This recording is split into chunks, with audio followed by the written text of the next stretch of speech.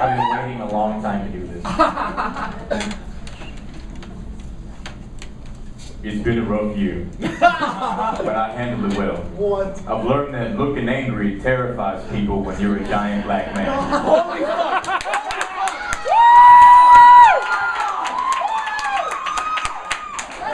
I think I'm getting in time for it. So I smile, face and arms big and wide, shielding lonesome sadness from gentle passers-by.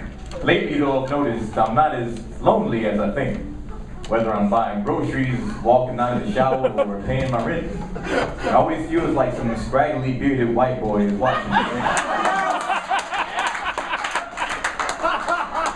I've hired extra security on the set of my movies.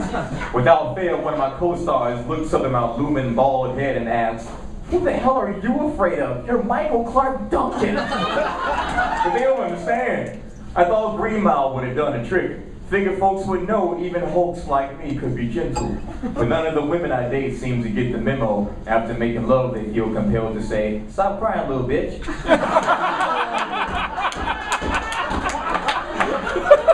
I always fall for the ones that make me feel small. So one day I heard a voice grazing the outside of my window. I raised it up, heard him say, "Yo, Mike! Michael! Mr. Clarke Duncan! It really did your movie!"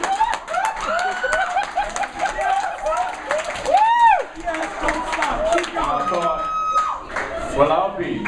I'm getting stalked by Shane Hawley.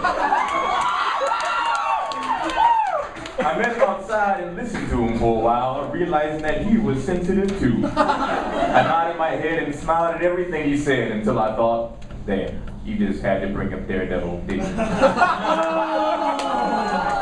But I smiled, and he said he needed a favor, with a voice as vulnerable as a run-over puppy. And I said, "Well, Shane, I'd love to.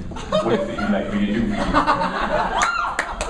When he told me he needed a hug, I about wept. I've been dying to give somebody a hug. I've been afraid to try since that one time in '94 when I was high on shrooms and the hug this dude so hard I crushed his bones into powder. And now here's my chance.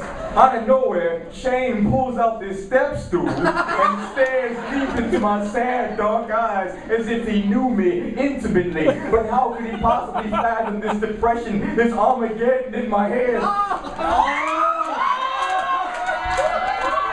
But I smiled, held him close and told him, "Don't worry, kid, things will be just fine."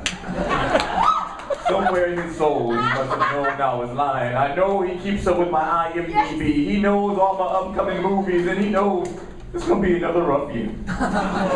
But late at night, when another date ends with another disgusted woman showering off the remains of my tears, I remember Shane, and I still don't know how I knew his name. But at least he came to me and said to that Reuben kid, "Can't nobody give a bear hug like I just did."